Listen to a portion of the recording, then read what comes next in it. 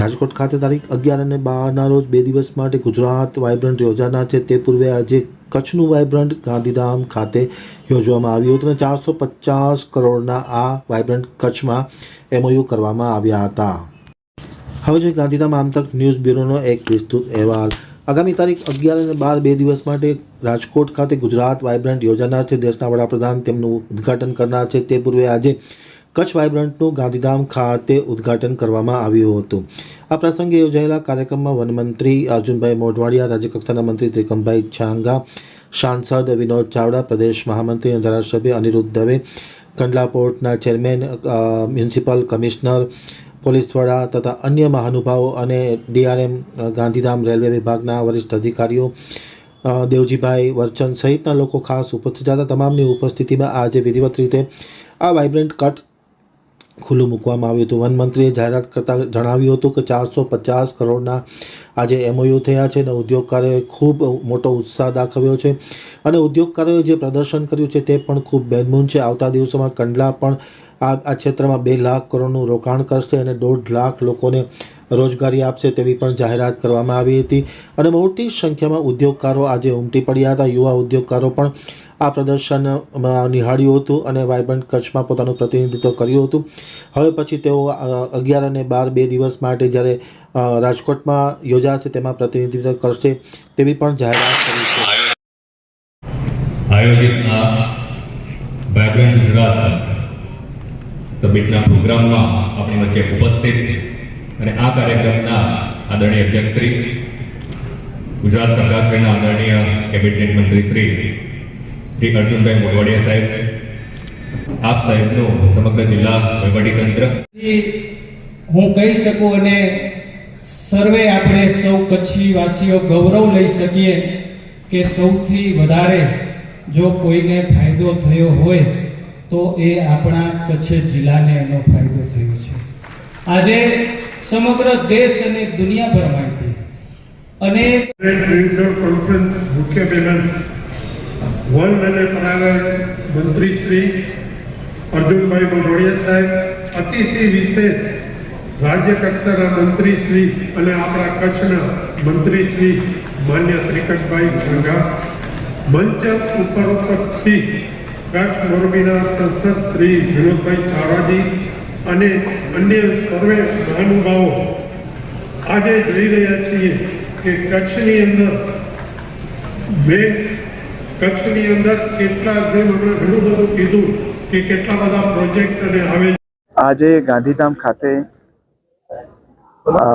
District level vibrant સમિટનો કાર્યક્રમ હતો અને એમાં તમામ સ્ટેક હોલ્ડરે ભાગ લીધો અને 450 કરોડની આસપાસના MOU પણ સાઇન થયા. એ ઉપરાંત જે અહીંયાના ઉત્પાદકો છે, મેન્યુફેક્ચરર્સ છે, એમણે પ્રદર્શન પણ અહીંયા ખૂબ સારું યોજ્યું છે. કચ્છ એવી ભૂમિ છે કે જે હંમેશા પડકારોને ઝીલે છે. ભૂતકાળની અંદર દાયકાઓ અને સદીઓ સુધી એને કુદરતી આફતોના, એ વાવાઝોડું હોય, ભૂકંપ હોય કે પછી દુષ્કાળ હોય, એમણે જોયા છે અને આ પડકારો સ્વીકાર્યા છે. પરંતુ 2001 પછી જે પરિવર્તનો, રાજકીય પરિવર્તનો આવ્યા અને વર્તમાન યશસ્વી પ્રધાનમંત્રી નરેન્દ્રભાઈ ગુજરાતના મુખ્યમંત્રી બન્યા અને કચ્છને એ પડકારોની ભૂમિની તરીકેના જે સ્વીકારીને અહીંયા એને તકમાં પરિવર્તન કરવાનું કામ નરેન્દ્રભાઈએ કર્યું. વર્તમાન ભૂપેન્દ્રભાઈની સરકાર એને આગળ વધારી રહી છે. એને કારણે કચ્છના જે બંદરો છે એના ઉપર 40% જેટલો કાર્ગો, આજે દેશનો 40% જેટલો કાર્ગો હેન્ડલ થાય છે અને કચ્છ રિન્યુએબલ એનર્જીનું હબ બની ચૂક્યું છે.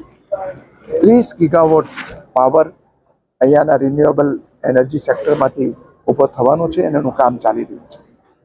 એ ઉપરાંત કચ્છની અંદર ખેતી હોય, પશુપાલન હોય, ગૃહ ઉદ્યોગ હોય, એની બધી જ તકો અહીંયા પડેલી છે. વિશાળ ભૂમિ છે, મિનરલ છે, દરિયા કિનારો છે, પવન છે, સૂર્ય ઉર્જા છે.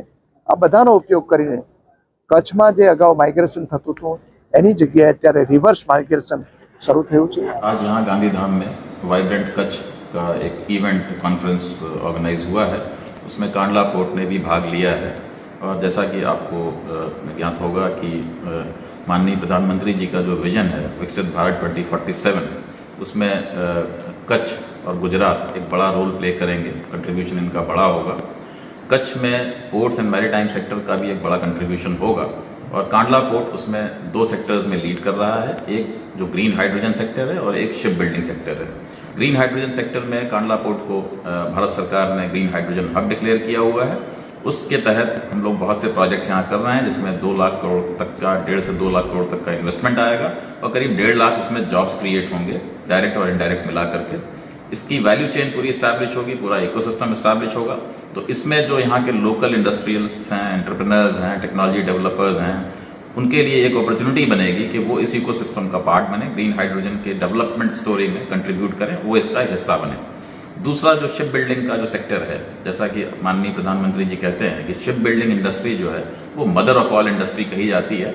तो अगर यहाँ शिप बिल्डिंग इंडस्ट्री हम लोग लाने में सफल हो गए, जिसका पूरा प्लान चल रहा है, स्ट्रैटेजी चल रही है, तो उसकी वजह से यहाँ पूरा इकोसिस्टम आएगा, एंसिलरी यूनिट्स आएंगी। तो जो कंपोनेंट लेवल पे जो सप्लाईज होंगी शिप बिल्डिंग को, जो जॉब क्रिएशन होगा, उसका जो मल्टीप्लायर इफेक्ट होगा पूरी इकोनॉमी में, वो कच्छ की वाइब्रेंसी को और इम्प्रूव करेगा और इंक्रीज करेगा।